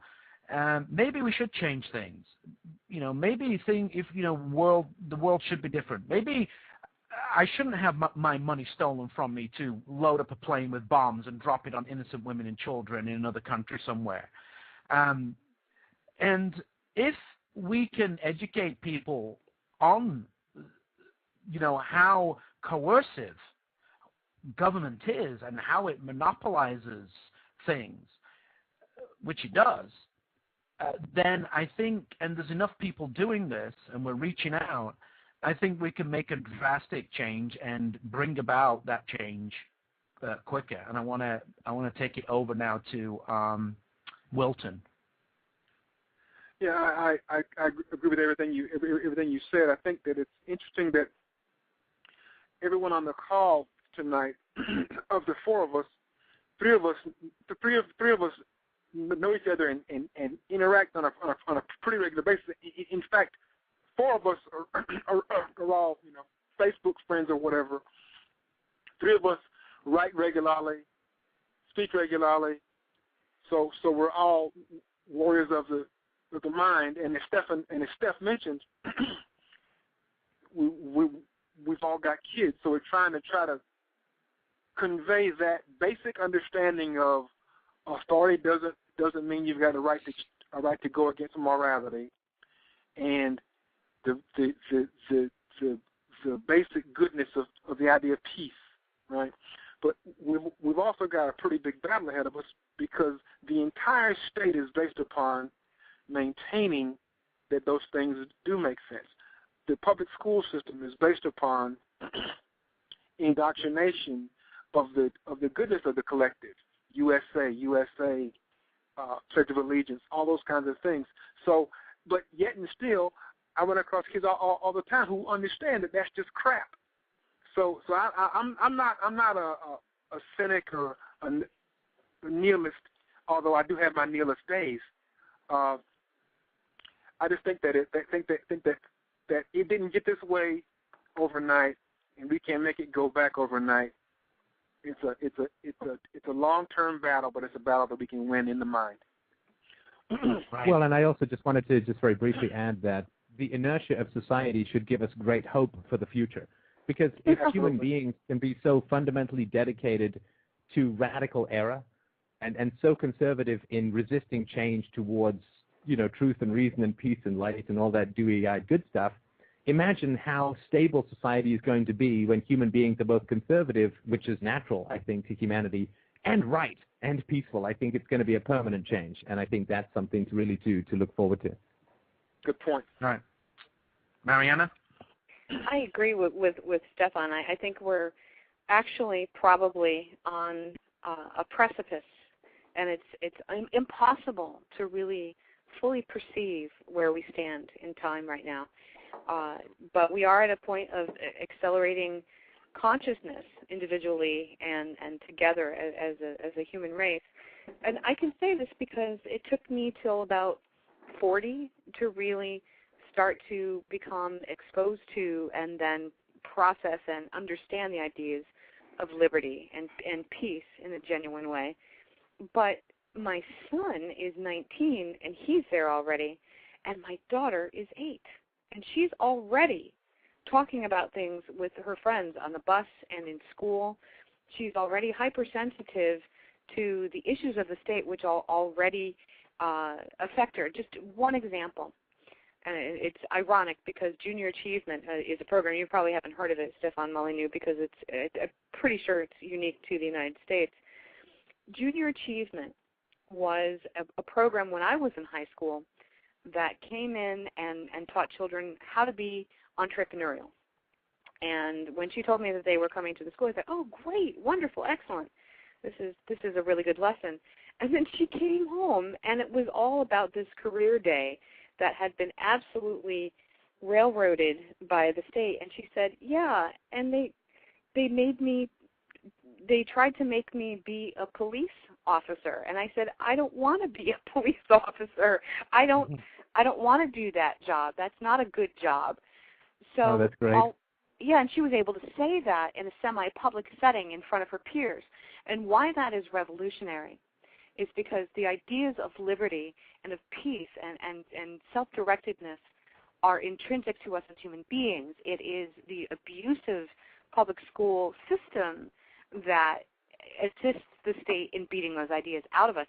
So what if there's a child sitting in that classroom who said, "Hey, wait a minute, really? Because I always thought that was kind of true too." Or even to begin as a point of inquiry for those children to hear something else than the status quo, if you will, is revolutionary. Because I don't think that you can smash the state from without. You can subvert it. You can make it obsolete, and it happens person by person. You don't bring people to liberty en masse. It happens individual by individual. So if I have 2 children and they are pro-liberty and they speak their mind and they are unafraid of authority, we are, in effect, a micro-revolution of our own. Stefan Kinsella?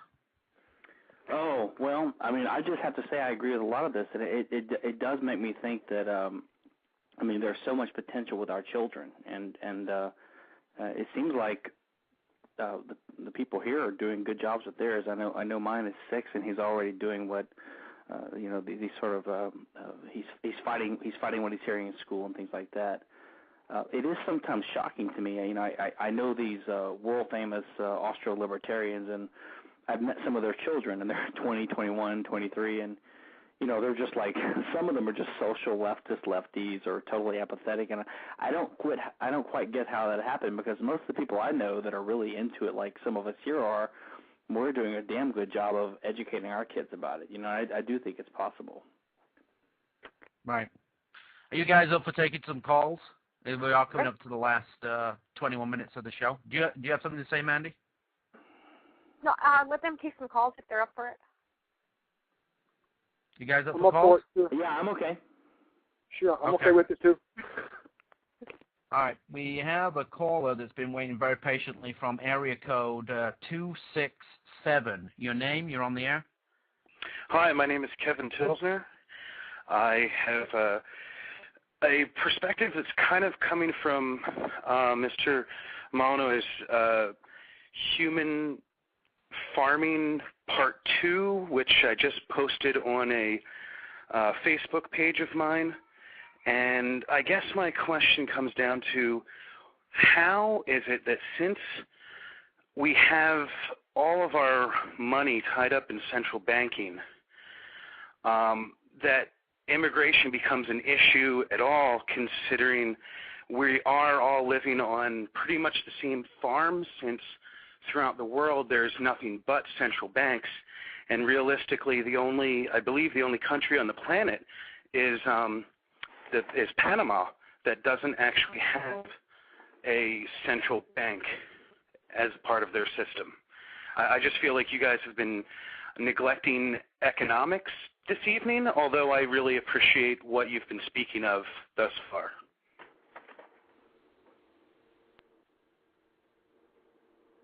I'll turn it over to you guys now. Thank you. All right, thank you. Stefan Molyneux?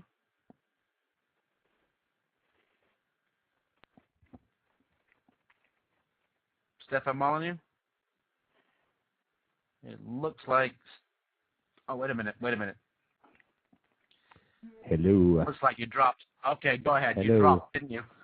Yeah, you're back. Hello. Can you hear me? Yeah, I yes, can hear you're you. back. Okay, so was that a more specific question to me? And I think I understood the question, which was, since we're all, in the metaphor that I use, is sort of tax livestock for the state owners, why is there such a fuss about immigration? Well, we are a peculiar form of livestock too, and I'm sorry if you're not familiar with the metaphor, but you can have a look at, I've got a video just sort by my most popular that explains this in more detail, but we are a peculiar form of livestock insofar as we produce best when we think that we're free. And so there is a problem. So in the Middle Ages, people didn't imagine that they were politically free, and they produced very little as a consequence. But when you believe that you're free and you have some genuine economic and political and particularly property rights privileges, then you produce much better as livestock. You get 10 times the milk by letting the cow wander around a little more. And so the problem is that when people begin to suspect that they're not very free, they tend to become rather depressed and inert, which is one reason why, of course, socialist economies don't work, along with all the great Mises arguments about price can't allocate things and so on. People get kind of depressed when they get that they're not free, and depressed people aren't very productive. And so I think that people need to maintain the illusion that they're free, which is why they don't like to restrain the power of the state, because that will reveal to them how non-free they really are. And so immigrants coming in, it reminds people that the state has a lot of power, reminds people that the state can really mess up people's lives if it wants to, by hounding them and taking away their papers and chasing them all over the place and deporting them and so on. And so people don't like to feel that. They like to feel that they're free. And, of course, the people who run the state, and I'm not saying this is any kind of conscious conspiracy, just human beings have a great knack for owning other human beings because we're so productive. It's just an instinct that people have evolved because it's so useful.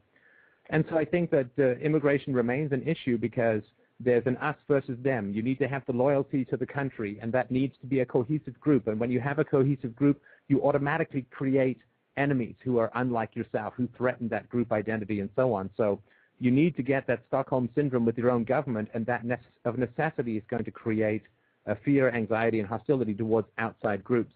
And I know that's not a very specific or detailed answer, but that's what I can come up with off the top of my head, if that makes sense. Right.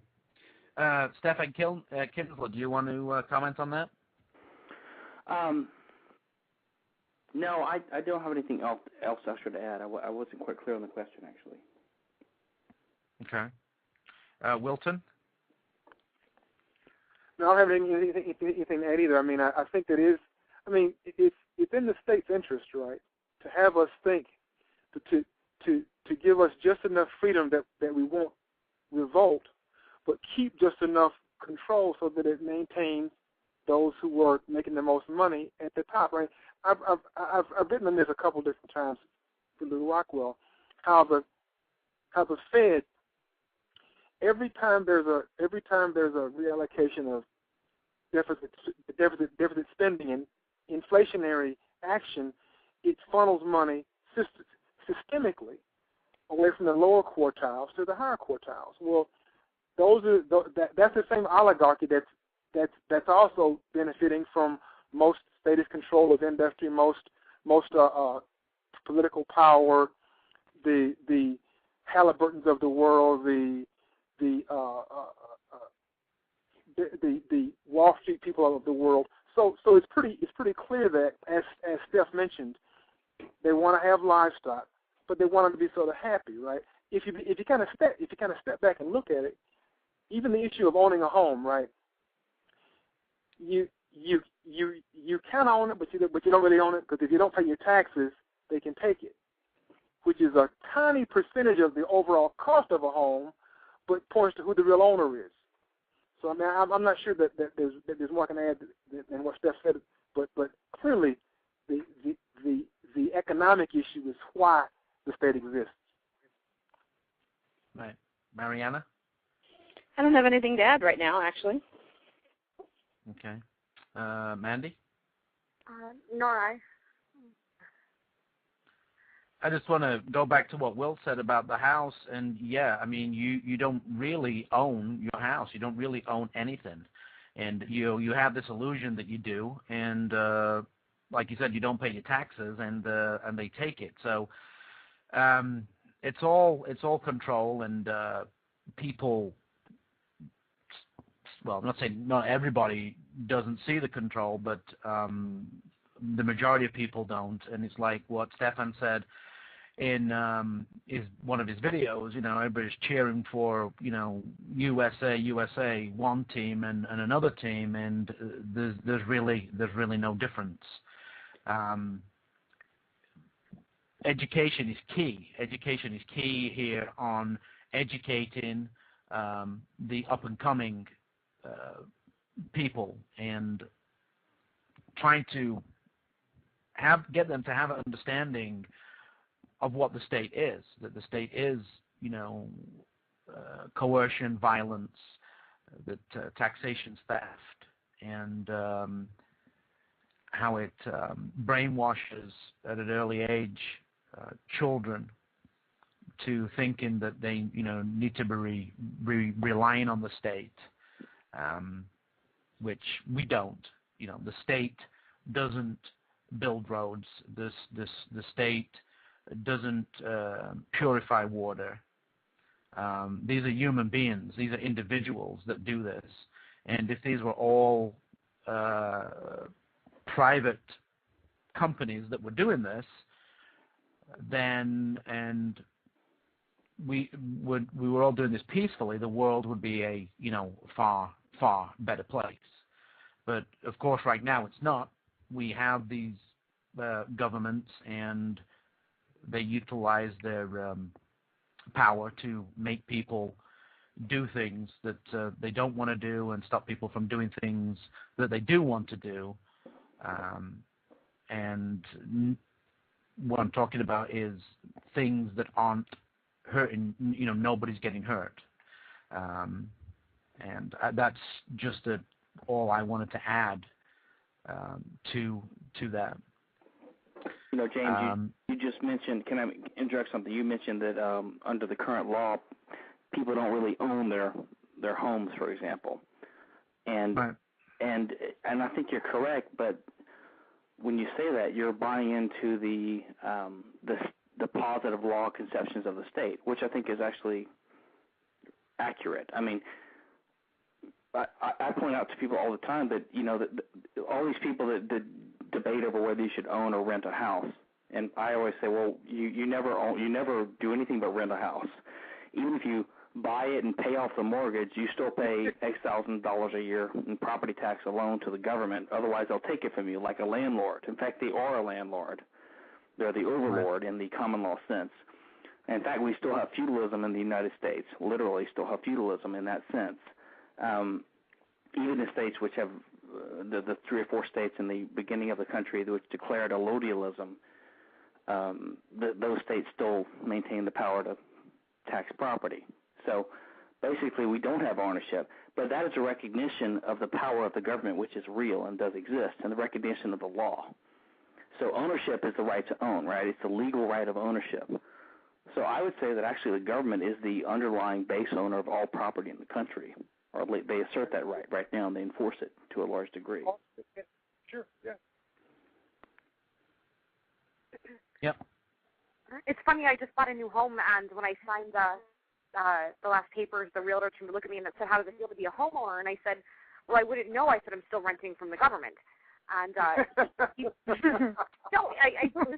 was just this past Friday. I just closed on my home, and he laughed. He said, "No, that's not true." And I said, "Well, no." I said, "They'll come take it if I don't pay certain taxes. They'll take it if I don't have certain types of insurance, and many of it they underwrite. I have to have flood insurance, and that's all through FEMA. And if they decide that they want it, and I paid, even though I've paid my taxes and I'm up to date on everything, they can take it, via eminent domain because they decide that one of their buddies needs my land. You can't really own anything. The same goes, even with my car. It's paid off. I own it, but I don't own it because I'm forced to pay taxes on it. I'm forced to, have all kinds of regulations and this and that and jump through hoops just to keep it. It can be taken off of me at any time, just because that magical piece of paper that says they can. And it was a really hard concept. I mean, I really had a hard time getting him to understand it, and he just kept looking at me like I was mad.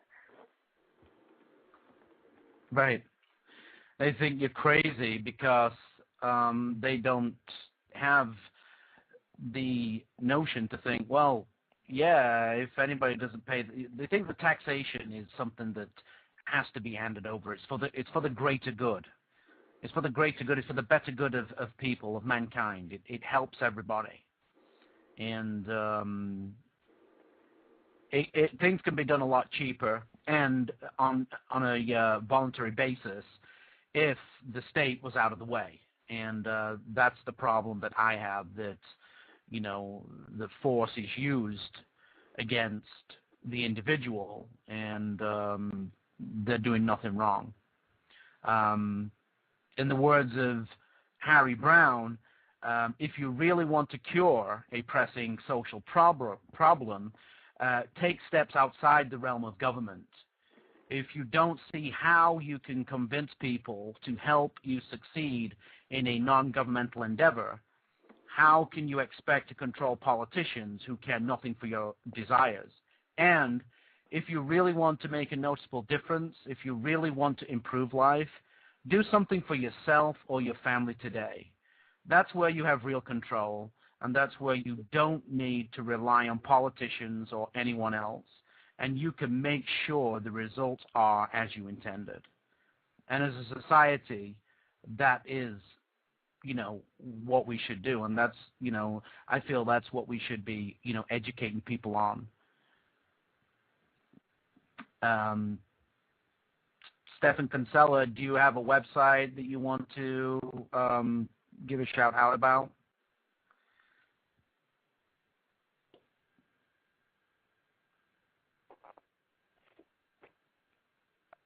Stephen Kinsella? Oh, sorry, I had my mute button on. I was talking. Yes, I would like to just plug my latest blog, which is the Libertarian Standard, which is libertarianstandard.com, I think, or .org, and it's a group blog with several very principled and fun anarcho-libertarian friends of mine. So it's just libertarianstandard. Let me just check real quick here. Yeah, libertarianstandard.com. Okay. And Mariana? Yes. You're now helping out with C4SS.org, correct? That is correct. I was very honored to be brought aboard just a few days ago, actually, about a week and a half. Now handling both the development and social media aspects for the Center for a Stateless Society. We recently had a very successful monthly fund drive, and there are lots of really great things going on, including the addition of Anna Morgenstern as an author, in addition to an ongoing class that Gary Chartier is doing on Anarchy. So there are great things happening at the Circle A, as I like to say. Okay. That's great. Good reference. And Wilton? Yeah, I write for the Libertarian Standard, as well as my archives up at newrockwell.com. Just go to columnist and find my name. My archive is Strike the Root. Pretty voluminous writing in both of those places. Okay. And Stefan Molyneux. Well, of course, it's freedomainradio.com for free books and podcasts. I'm not even going to tell you how many because it's kind of embarrassing at this point. But I'll also be speaking. I'm the opening speaker at PorkFest, which is not a porn convention, much though it may sound like one. It is, in fact, a libertarian gathering in New Hampshire, which I hope people can attend. I will also be the closing speaker at Libertopia in Hollywood in October in California. I hope people can join there. That's at libertopia.org. And thanks very much for the invite. And it was really a very, very great pleasure to chat with you all and to discuss this topic and the topics that we delved into. So thanks so much for the invite. Yeah, I just couldn't believe it. Here we were like 50 minutes before the show was about to go live, and all of a sudden I get a message on Facebook. You got room for me on the show today? I said, well, of course. Here's the number, call in, Stefan. So it's great. All you guys, this has been a great broadcast and a great podcast it's going to be. I want to thank you all. I hope that Stefan Kinsella, we can have you on again with talking about IP. That's the topic that I want to get into with you. So I hope that you will come back sometime shortly. I'd be happy. Okay. And Wilton, it's been a pleasure having you on the show. Thank you for joining us. You had a lot to offer. And Mariana, I want to thank you for coming on as well. And Mandy, I want to thank you for hosting these shows with me. Hopefully, we can all make a difference in the world, and I truly do believe, that we can. It's like it's been mentioned in the show tonight that this is all about educating people and making them realize what the state is and what it's about and how people can be to make life a lot better. I want to thank you all again for joining us tonight. It's been great. Tune in tomorrow night, folks. You're welcome. And tune in tomorrow night for Let's Talk Live. It's at 9 p.m. here on Blog Talk Radio. Thank you, guys. Thanks for having me. Thank you. Thank you. And I'm going to play us out with Andrew Jackson. He's a Canadian, and this is his song off his album Feral Familiar. This is track 7, Another Day in Misery. Thanks a lot, guys. Have a great week.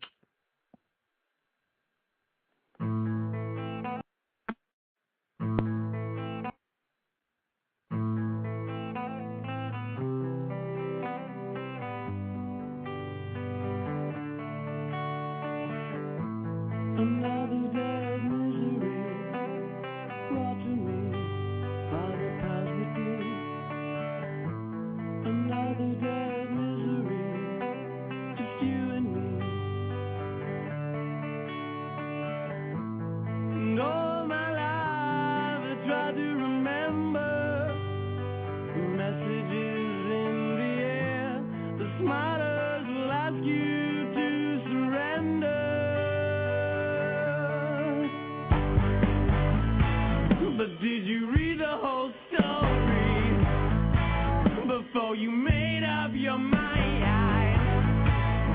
Did you buy the blind glory, or did you read between the lines?